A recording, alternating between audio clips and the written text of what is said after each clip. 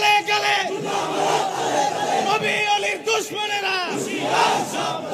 আহমদুল্লাহ সাহেবকে বলতে চাই, আমি কি নবুয়ত প্রকাশ নিয়ে আপত্তি করেছি? আহমদুল্লাহ সাহেব তাহিরি কাউকে ধরে না, যখন ধরে খুব চিন্তা ভাবনা করে ধরে। আর দালালদেরকে বলবো, ঘুরিয়ে পেঁচিয়ে কথা বলে লাভ নাই। আহমদুল্লাহ সাহেব যে বলেছেন 40 বছর পূর্বে নবী ছিলেন না, এই ব্যাপারে তোমরা একটা কথা বলছো? এই 40 বছর পর্যন্ত উনি নিজে তো নবী ছিলেন না, উনি নবী হয়েছেন তারপরে। তাহলে 40 বছর পর্যন্ত নবী হওয়ার আগে তার ধর্ম কি ছিল? আসসালামু আলাইকুম ওয়া রাহমাতুল্লাহি ওয়া বারাকাতুহু, নাহমাদুহু ওয়া নুসাল্লি আলা রাসূলিল কারীম, আম্মা বাদ। তথাকথিত একজন ধর্মীয় আলোচক আহমদুল্লাহ সাহেব, তিনি একটি বক্তব্যে বলেছেন রাসূল করিম সাল্লাল্লাহু আলাইহি ওয়াসাল্লাম 40 বছর বয়সে নবুয়ত প্রাপ্ত হয়েছেন, এর পূর্বে তিনি নবী ছিলেন না। নাউযুবিল্লাহ মিন যালিক। আমরা জানেন যে, আমরা সকলে জানি রুহানি জগতে রাসূল করিম সাল্লাল্লাহু আলাইহি সাল্লামের নবুয়তের নির্ধারণ এবং দুনিয়াতে শুভ আগমনের পর 40 বছরে নবুয়তের প্রকাশ, তা নিয়ে আমাদের কোনো আপত্তি নেই। তিনি যে বক্তব্যে বলেছেন 40 বছর পূর্বে তিনি নবী ছিলেন না, তিনি তার বক্তব্য দিয়ে কি বোঝাতে চেয়েছেন? আমি সেটার দলিল চেয়েছি যে আহমদুল্লাহ সাহেব যে বলছেন 40 বছর বয়সের নবুয়তের প্রকাশের পূর্বে আমাদের নবীজি নবী ছিলেন না, তাহলে বলুন তিনি কি ছিলেন? আমি বারবার জানতে চেয়েছি, কিন্তু তিনি নীরবতা অবলম্বন করে মনে হয় ওনার বক্তব্যের উপরেই তিনি ইস্তেকামাত রয়েছেন। তো দিন যত যেতে থাকে আমরা তত বেশি মর্মাহত হতে থাকি। যার মাধ্যমে আমরা ধর্ম পেয়েছি, যার মাধ্যমে আমরা কোরআন পেয়েছি, সেই নবী সম্পর্কে তার অজ্ঞতা আর জেহালতপূর্ণ বক্তব্য দেখে আমরা নিয়মিতভাবে হতাশ হয়েছি। এই জন্য আমি বারবার বলেছি, আহলুস সুন্নাত ওয়াল জামাতের আকীদা হলো রাসূল করিম সাল্লাল্লাহু আলাইহি ওয়াসাল্লাম সৃষ্টির শুরুতেও নবী, যিনি সব নবীদের পরে দুনিয়াতে এসেছেন তিনি নবী হয়ে এসেছেন, যার পরে আর কোনো নবী আসবে না। যদি কোনো ব্যক্তি রাসূল পাকের 63 বছরের জিন্দেগিতে একটা সেকেন্ডের জন্য নবী হিসাবে না মানে, তার কি ঈমান আছে? আমি তাকে ঈমানের দিকে আহ্বান করেছি। আমি ওনাকে বারবার বলেছি, উনি যত নীরবতা অবলম্বন করেছেন আমি তত ক্ষিপ্ত হয়েছি, কারণ তারও তো কিছু ফলোয়ার আছে। ওনার মুষ্টিময় কিছু ফলোয়ারও তো ওনার বক্তব্যের কারণে বিভ্রান্ত হতে পারে। যতক্ষণ তিনি এই ব্যাপারে ক্লিয়ার বক্তব্য না দিবে ততক্ষণ আমি বিরোধিতা করে যাব। আমি তাকে বোঝাতে চেয়েছি যে 40 বছর নয়, 40 বছরের পূর্বেও তিনি নবী ছিলেন এবং রুহানি জগতেও আল্লাহর হাবিব সাল্লাল্লাহু আলাইহি সাল্লাম নবী হিসাবে ছিলেন। সেই দৃষ্টিকোণ থেকে আমি একটা আয়াত পড়েছি, সূরা আল ইমরান থেকে আয়াতটুকুন পড়েছি। আল্লাহ বলছেন, ওয়াইজ আখাযাল্লাহু মিসাকান নাবিয়্যিনা লামা আতাইতুকুম মিন কিতাবি ওয়া হিকমা সুম্মা জাআকুম রাসূলুম মুসাদ্দিকুল লিমা মাআকুম লাতু'মিনুন্না বিহি ওয়া লাতানসুরুন্নাহু ক্বালা আ'আকরারতুম ওয়া আখাযতুম আলা যালিকুম ইসরি ক্বালু আকরারনা ক্বালা ফাশহাদু ওয়া আনা মাআকুম মিনাশ শাহিদিন। যখন আল্লাহ পাক নবীদের কাছ থেকে অঙ্গীকার নিয়েছিলেন, আমি তোমাদেরকে কিতাব ও প্রজ্ঞা দান করেছি, অতঃপর তোমাদের কাছে যা আছে তার সমর্থক রূপে যখন একজন রাসূল আসবে তখন নিশ্চয়ই তোমরা তাকে বিশ্বাস ও সাহায্য করবে। তিনি বললেন, তোমরা কি স্বীকার করলে এবং আমার অঙ্গীকার গ্রহণ করলে? আমরা স্বীকার করলাম। তিনি বললেন, তোমরা সাক্ষী থাকো, আমিও তোমাদের সাথে সাক্ষী হয়ে গেলাম। সুবহানাল্লাহ। তাহলে রাসূল পাকের নবুয়তের নির্ধারণ সেটা রুহানি জগতই হয়েছে। আহমদুল্লাহ সাহেব 40 বছরের পূর্বে নবী হওয়া নিয়ে সন্দেহ করেছেন, এই জন্য আমি পূর্বের দলিলগুলো সাবমিট করেছি। কিন্তু তথাকথিত আহমদুল্লাহ সাহেবের কিছু দালাল মৌলবী আছে, যিনি ওনার লালন পালন করেন, আস-সুন্নাহ ফাউন্ডেশনে বিভিন্নভাবে জড়িত, তারা ওনাকে বাঁচানোর জন্য বিভিন্ন কৌশল অবলম্বন করতেছে, এটা আমি পরে বলবো। আমি ওনাকে বোঝাতে চেয়েছি যে আহমদুল্লাহ সাহেব, আপনি যে বলেছেন 40 বছরে নবুয়ত প্রকাশ করা হওয়ার পূর্বে তিনি নবী ছিলেন না, তা আপনাকে একটি আয়াত দ্বারা বোঝালাম যে রাসূল দুনিয়াতে আসার আগেই নবী হিসাবে আল্লাহর কাছে নির্ধারিত ছিলেন এবং ওই নবুয়তের নির্ধারণ সেই রুহানি জগতে হয়েছে।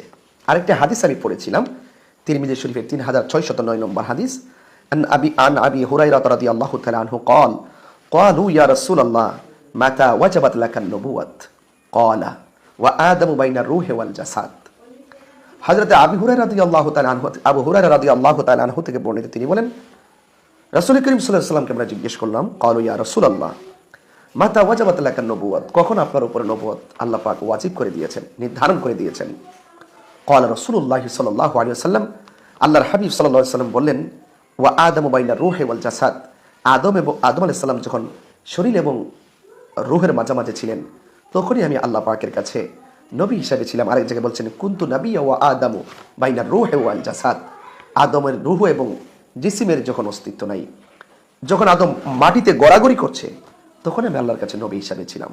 সুবহানাল্লাহ।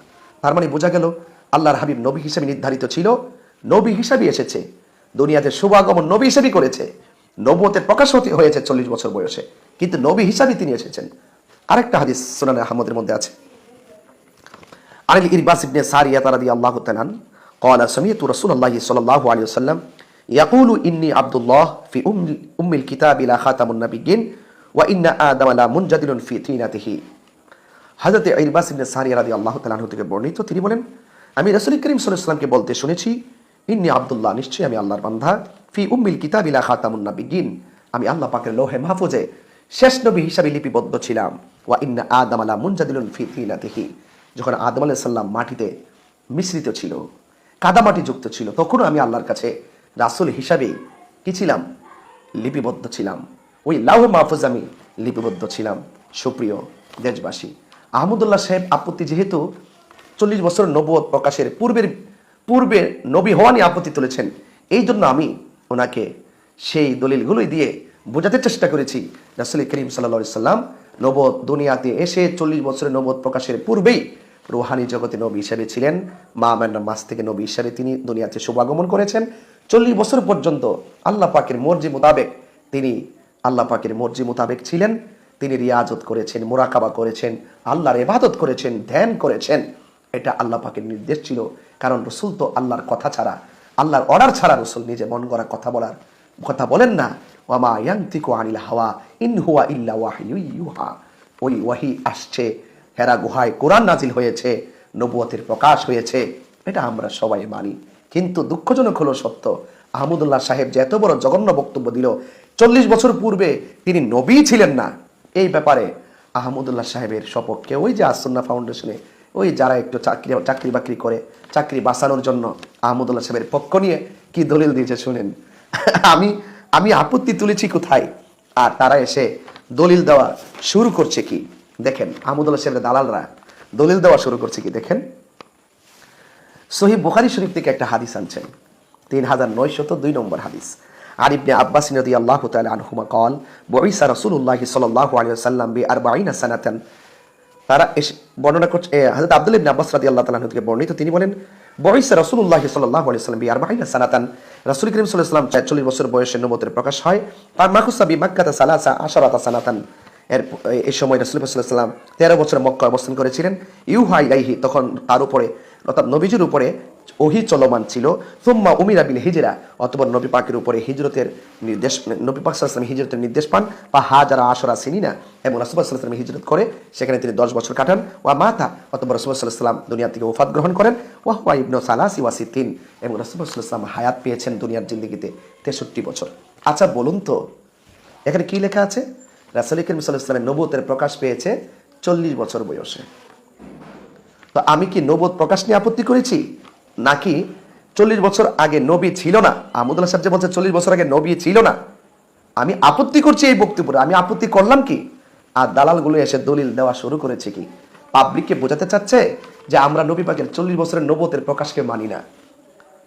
আহমদুল্লাহ সাহেব তাহিরি কাউকে ধরে না, যখন ধরে খুব চিন্তা ভাবনা করে ধরে। আর দালালদেরকে বলবো গড়িয়ে পেঁচিয়ে কথা বলে লাভ নাই। আহমদুল্লাহ সাহেব যে বলেছেন 40 বছর পূর্বে নবী ছিলেন না, এই ব্যাপারে তোমরা একটা কথা বলছো? বলো নাই, কারণ তোমরা পারবে না। দালালি করে কাউকে সেভ করা যায় না। আরেকটা হাদিস দেখে এনেছে সহিহ মুসলিম শরীফের একটি হাদিস আনছে। আন জাবির ইবনে সামুরা রাদিয়াল্লাহু তাআলা আনহু قال قال رسول الله صلى الله عليه وسلم إني لا أعرف حجرا بمكة كان يسلم علي قبل أن أبعث إني لا أعرفه الآن। হযরত জাবির ইবনে সামুরা রাদিয়াল্লাহু তাআলা আনহু থেকে বর্ণিত, তিনি বলেছেন قال رسول الله صلى الله عليه وسلم, রাসূল করিম সাল্লাল্লাহু আলাইহি ওয়াসাল্লাম বলেছেন, ইন্নী লা আরিফু হাজারান বিমাক্কাতা, আমি মক্কার একটি পাথরকে চিনি, কানা ইউসাল্লিমু আলাইয়া, ওই পাথরটা আমাকে সালাম দিয়েছিল, ক্বাবলা আন উবআসা, নবুয়ত প্রকাশের পূর্বে, ইন্নী লা আরিফুহুল আন, আমি ওই পাথরটাকে খুব ভালো করে এখনো চিনি। আচ্ছা বলেন, এখানে কোথায় লেখা আছে রাসূল পাক সাল্লাল্লাহু আলাইহি ওয়াসাল্লাম 40 বছর আগে নবী ছিলেন না?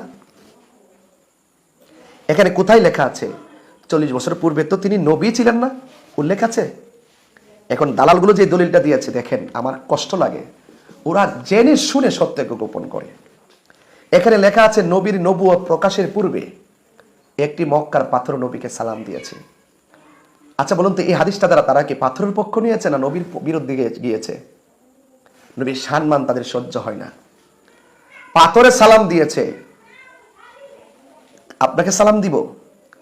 পাথর চিনত আমার নবীকে, তিনি নবী হিসেবে দুনিয়াতে এসেছেন, এই জন্য নবীকে নবী হিসেবে চিনেই পাথর সালাম দিয়েছে। এটা নবীর শান, এটা নবীর মর্যাদা, যে পাথর নবীকে নবী হিসেবে চিনেছে, গাছ নবীকে নবী হিসেবে চিনে ঝুঁকে গিয়েছে, মেঘমালা নবীকে চিনে ছায়া দিয়েছে, কাবাগর নবীকে চিনে ঝুঁকে গিয়েছে।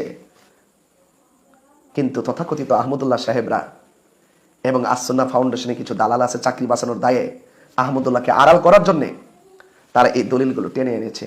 আচ্ছা বলুন, এই দলিল দ্বারা কি প্রমাণ হয় যে নবীজি, এখানে কি লেখা আছে যে 40 বছর পূর্বে নবী ছিলেন না? উল্লেখ করা আছে? 40 বছর বয়সে নবুয়তের প্রকাশ, এটা নিয়ে কি আমি আপত্তি করেছি? আমি আপত্তি করেছি তিনি যে আহমদুল্লাহ সাহেব বলেছেন 40 বছর পূর্বে নবী ছিলেন না, এটা কোথায় লেখা আছে? আমি প্রমাণ করেছি শুধুমাত্র 40 বছর পূর্বে নয়, নবী রুহানি জগতে নবী হিসেবে ছিলেন, এবং সকল নবীগণ, আমার নবীজি ইব্রাহিম আলাইহিস সালামের দোয়া, ঈসা আলাইহিস সালামের শুভ সংবাদ, মা আমিনার দেখা সেই নূর, আমার মুহাম্মদ রাসূল, যিনি দুনিয়াতে এসে বলেছেন আমি সাক্ষ্য দিচ্ছি আল্লাহ ছাড়া মাবুদ নাই, আমি নবী হলাম আল্লাহর রাসূল, যিনি আল্লাহ সাক্ষী দিয়েছেন, নিজের নবী যে হয়ে এসেছেন দুনিয়া, তার নিজের সাক্ষী নিজে দিয়েছেন। আর আহমদুল্লাহ সাহেবরা নবীর শুভ আগমনের দিন থেকে 40 বছর পর্যন্ত তিনি ওনাকে নবী হিসেবে মানতে চায় না। এক দালালকে দেখলাম ওই বক্তব্য দিতে এসে বলতেছে যে রাসূল সাল্লাল্লাহু আলাইহি ওয়াসাল্লাম শুভ আগমনের পর 40 বছরের পূর্বে রাসূল নাকি অজানা পথে ছিলেন, আল্লাহ নাকি হেদায়েত দিয়ে শরীয়ত দান করেছেন। নাউজুবিল্লাহ মিন জালিক। তারা কি দলিল কি এনেছে? ও আজাদাকা দাল্লান ফাহাদা।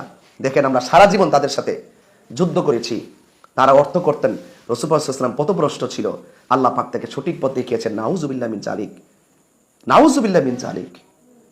রাসূল পাক সাল্লাল্লাহু আলাইহি ওয়াসাল্লাম দুনিয়াতে এসে আল্লাহর মহব্বতে বিভোর ছিলেন, দোয়াল্লাহর অর্থ সেটা, আর ওটা দোয়াল্লাহর অর্থ তোলে পথভ্রষ্ট। এখানেই হলো আসল আর নকলের পার্থক্য, নবীর প্রেমিক আর নবীর বিদ্বেষীদের পার্থক্য। সুপ্রিয় শ্রোতা মণ্ডলী, আমি ওনাকে 24 ঘন্টার আলটিমেটাম দিয়েছিলাম। 24 ঘন্টার আলটিমেটাম দিয়ে কি আমি হারিয়ে গিয়েছি? না, হারাইনি।